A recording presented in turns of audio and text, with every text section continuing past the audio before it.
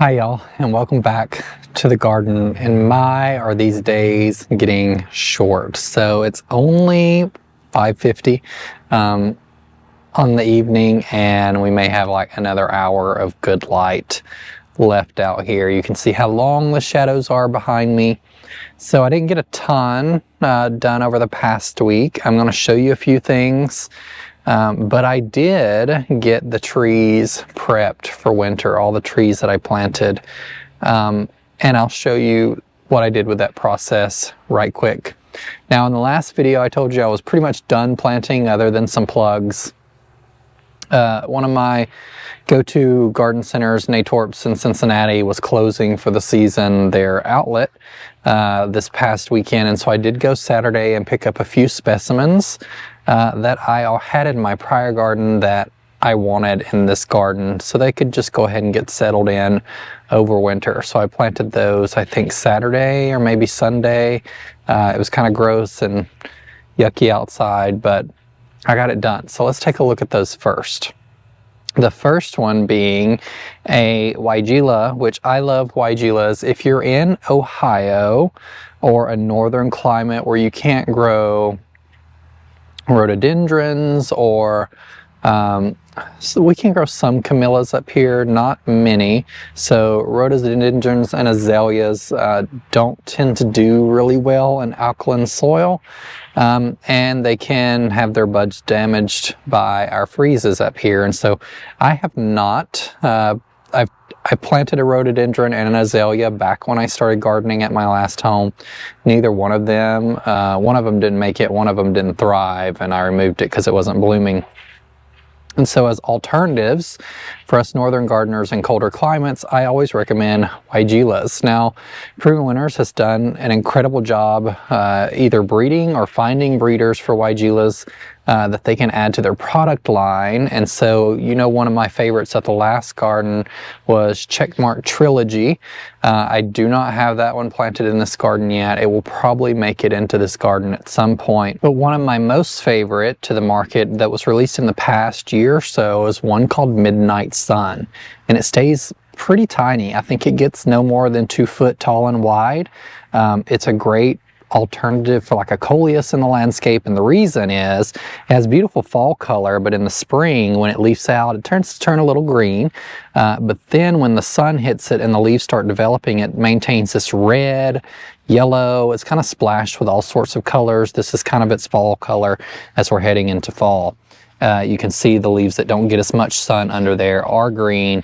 So I stuck one right here next to these honey apricot roses, the Flavorette series, and I think it'll be really pretty here as a kind of mid area of the border. It's not going to get super tall, and I want to add definitely more of these to my garden, but I thought sticking one in the garden so it will be prepared for spring when it flushes out and have some beautiful contrasting colors here in this part of the garden would look really nice. So when I was at the garden center, I was focusing maybe unintentionally, maybe intentionally, I have become a very big foliage guy and focusing a lot. I do love my hydrangeas, of course, and roses, but I focused a lot, as you may have noticed in starting this new garden, in contrasting foliages and textures. So everything that I picked up is a contrasting foliage. So I also got a Winecraft Black Smoke Bush, and it's right here. Let the camera acclimate here. It is a really dark, beautiful purple. In spring, it is really, really maroon looking when it first flushes out. And when the sun hits it, absolutely shines in your garden. So there will be I actually got a actual lemon squeeze grass too. So this grass is very chartreuse. Right now it was very neglected at a big box store, and I picked it up for 50% off because it was the last one. So this will be yellow next year after it emerges from the ground. And this will be this beautiful maroon, and then it'll transition to like a purple next to this Star Power Juniper, which is kind of bluish green. And then we have some hydrangeas behind it. So Winecraft Black Smoke Bush is nice because it doesn't get as big as a traditional smoke bush. Maybe 5 foot tall and wide. Old variety smoke bushes could get massive. I mean, I've seen some at the Privet Winters trial gardens, some very, very old specimens that were maybe 15 foot tall. It was crazy, but in my experience in my last garden, I planted a smoke bush over 3 years ago, and it was still just a really, really tiny thing. So for me, in our climate, they tend to grow pretty slowly. Now I have a little bit different soil here, a little more favorable soil conditions, probably, rather than heavy clay. There's a good amount of loam in this as well. So it's just not completely clay. So maybe it'll grow a little better here. We'll have to see. I planted here kind of at the front of this border a ground hug aronia. This is a chokeberry. Our common name's kind of called a chokeberry. It's a ground hugger, so it'll stay really small, really nice front of the border. It can take a little more shade than some other shrubs, and so it's kind of underplanted from this Japanese maple when it grows up, but it'll kind of spread and sprawl along here just to fill in this area next to the hydrangeas. I really love these as ground cover plants to take up some space, and so there won't be a ton of annuals. There may be a slight border here at the beginning next year as these things fill in, but there's still going to be lots of space to put annuals to fill in space next year. So I'm trying to fill in some things with shrubs at the front, so I won't always have to fill this entire big border with annuals every year, although they are beautiful. Like I have space up here that will probably be dedicated to annuals, maybe a few perennials, just plenty of space to plant whatever I want really at this new property. And the last thing I placed is this right here. This is a golden ticket privet, so it doesn't look like much right now.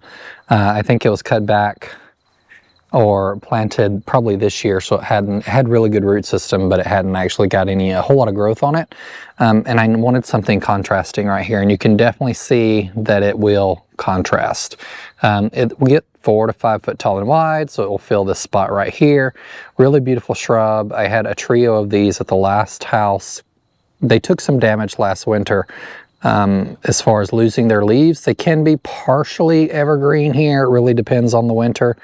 But in my case, the first year I planted it, it lost most of its leaves. Last year it lost more leaves because of our rough winter.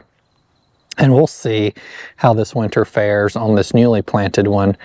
And the leaves, of course, turn less gold when it doesn't have as much sun. So in winter, it doesn't tend to be like this really bright yellow color. But as the sun moves on and it gets warmer in spring and summer, it exhibits more of that yellow. But that'll be a really nice contrast here in this border. You may notice in the background that there's a really heavy piece of equipment back here. That is for our geothermal, which the digging starts tomorrow. So I'm really excited to get that process underway because we can, after that's done next week, my priority is going to be redoing this bed and getting all of those plugs that are sitting over there into this bed. So what I'm thinking about, because we're having an issue here where the ground was also above the brick level, and I mentioned that in a prior video, you don't want that because it can cause water seepage into the home.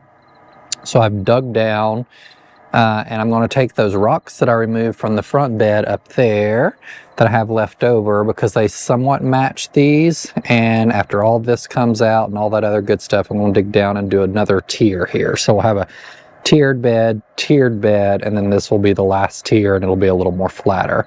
That way we can plant this tier and I can plant this tier, and we won't have any issues with dirt going over the brick there. So next week this will be gone, and then I can start on that project, and it'll be quite a doozy. I think it'll be a lot of moving heavy stuff and all of this soil, and dig down and put the rocks here and then move dirt into this pillar or this tier up. Just so we can get some nice layers going here.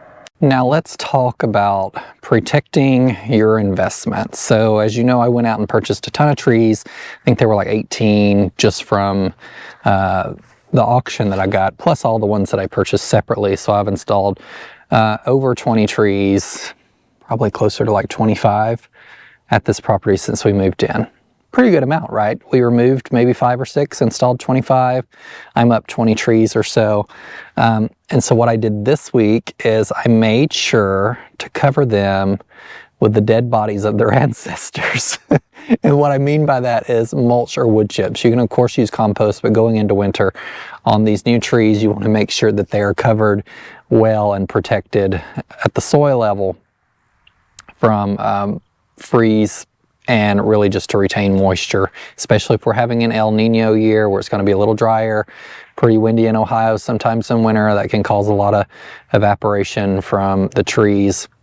And you'll see that I've mounded up the mulch quite a bit. So I put approximately like 1 tractor scoop full of mulch around each tree.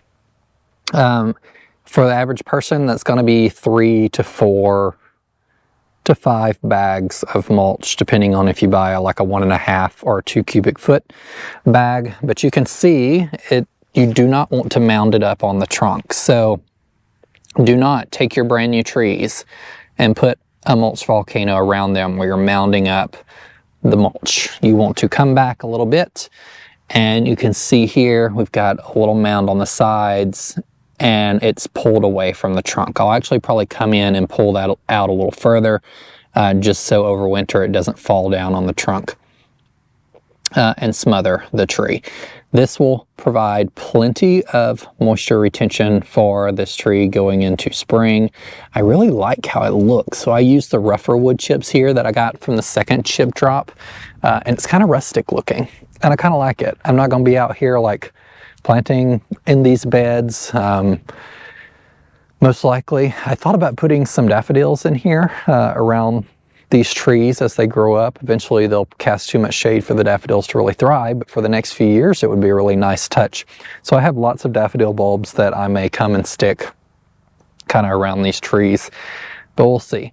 So another thing I did is, while I didn't want to really spend any more money on these trees are more exposed than they would have been at my last property, and I have the complicating factor of potentially having deer damage here. So protecting them from winter damage, both from deer or like sun scald or frost crack, became like something that I wanted to focus on and get done. So these things aren't like particularly cheap, these white things, and I'm not an expert in sun scald or frost crack, but I put them here on the trees and they go up pretty high.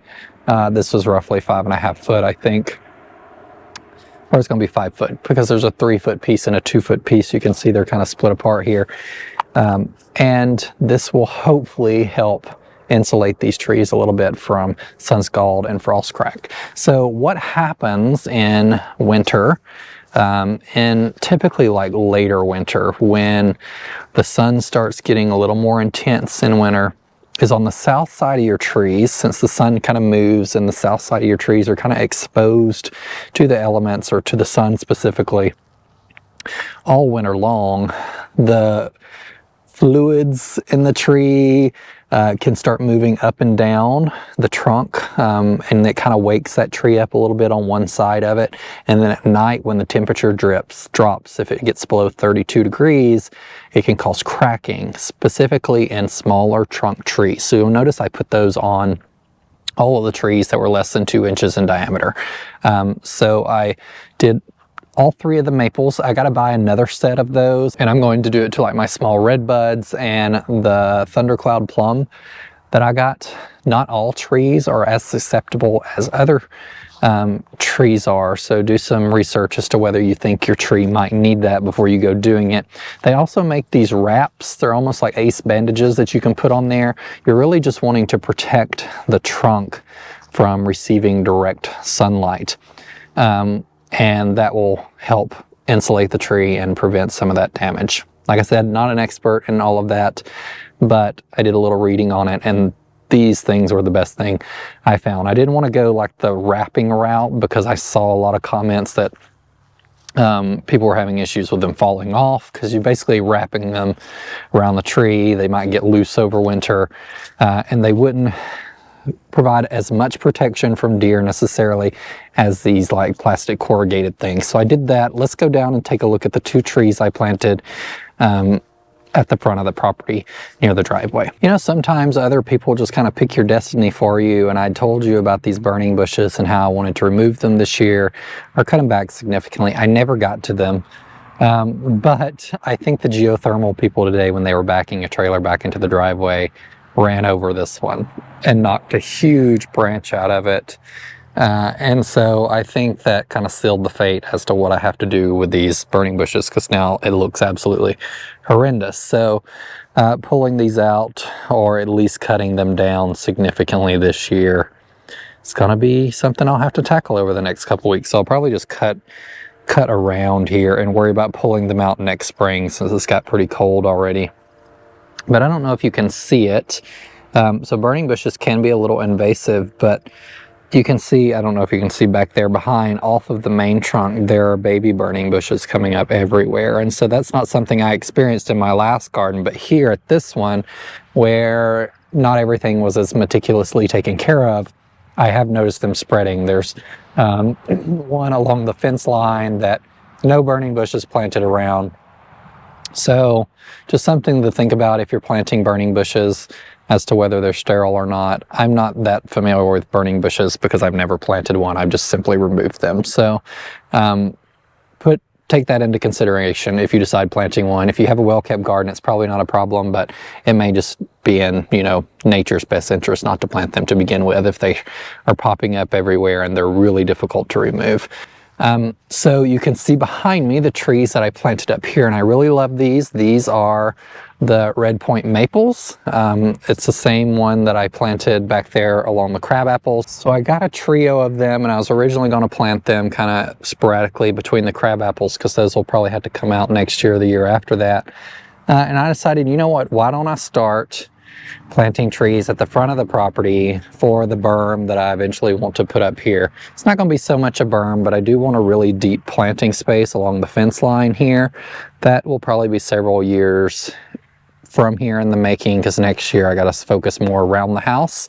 But I do want this to be a nicely planted area to provide some privacy from the road in the future. So this was my start here, and I did the same thing. I planted them really well. You may notice they have water bags on them because I can't get water down here super easily. I filled up the empty trash can and pumped water into these bags earlier this week to keep them well watered as we go into winter. And if you are not familiar with these bags, I've had people ask me about them before.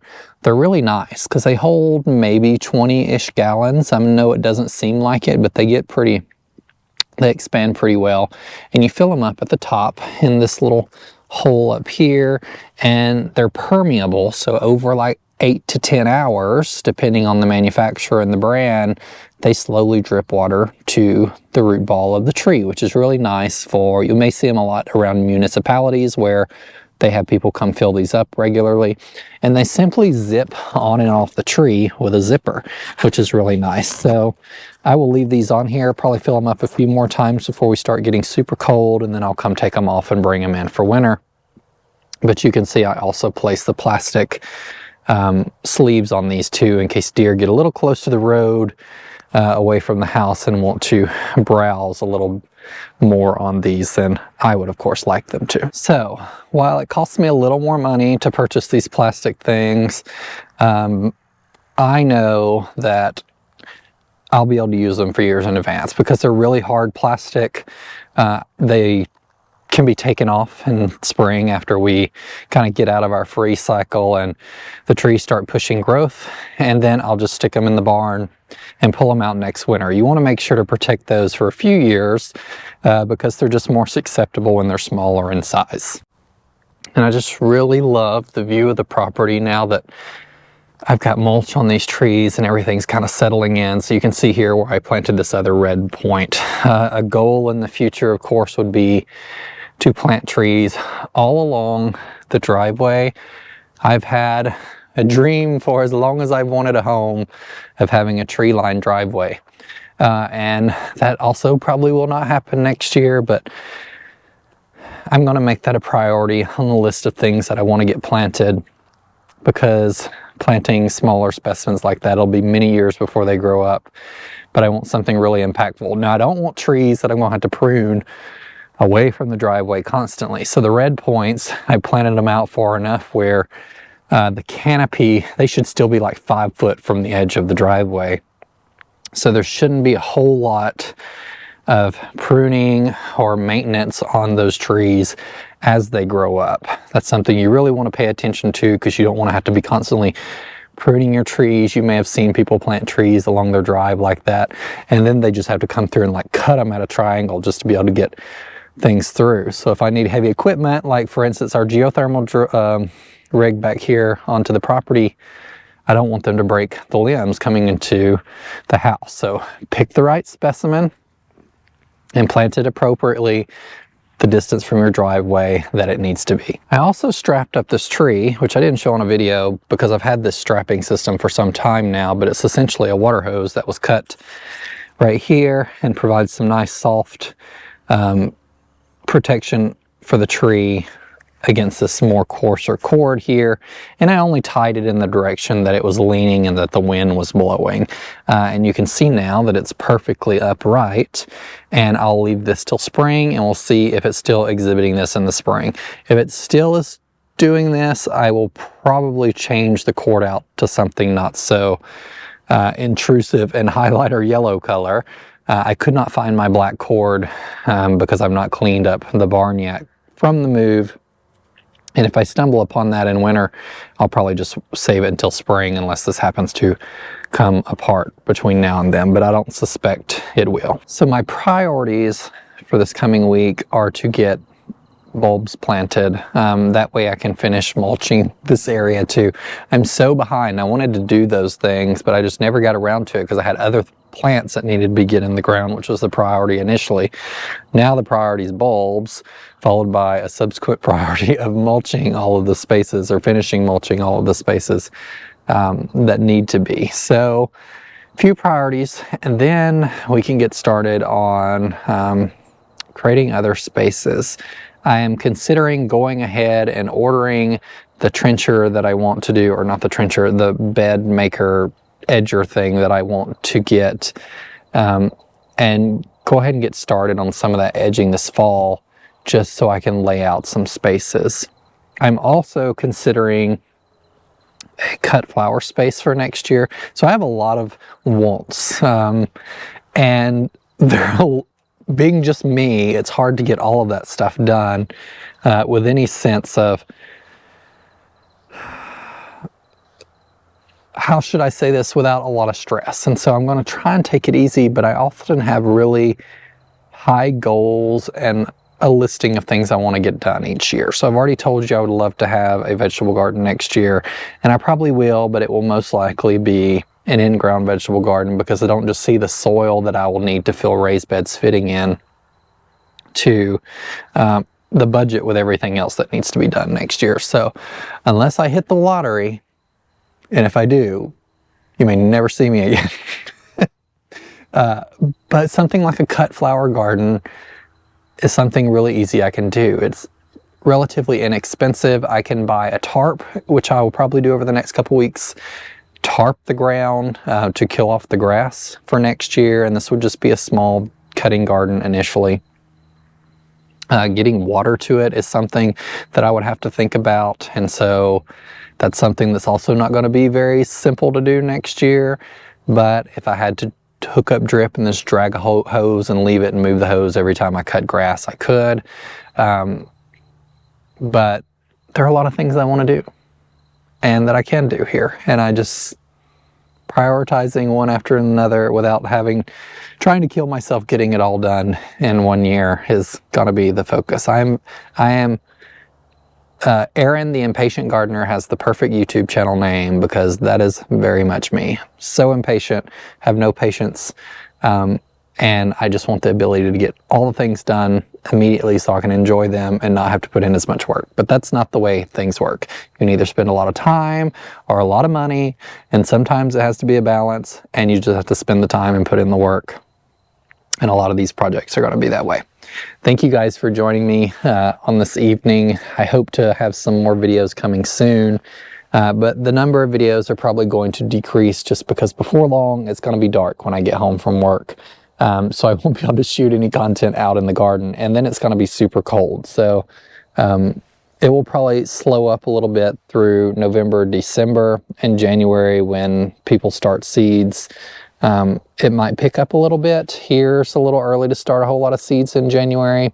And I'm not going to be probably doing a whole lot of seed starting in advance this year. I may start some veggies, but I don't have the setup that I would like to implement yet. We may see if I can be able to do that in-house. The last home we had an unfinished basement, which was perfect, and I had water access I had installed right there where I needed it. But at this house, I don't have an unfinished basement. I do have the barn, but I don't really want to pay to heat part of the barn to keep the seedlings happy. So I got to figure out that situation too, and what I'm going to do there. Greenhouse in the future, eventually, not in the next couple years, most likely. But thank you for following along today. I hope you enjoyed this little video.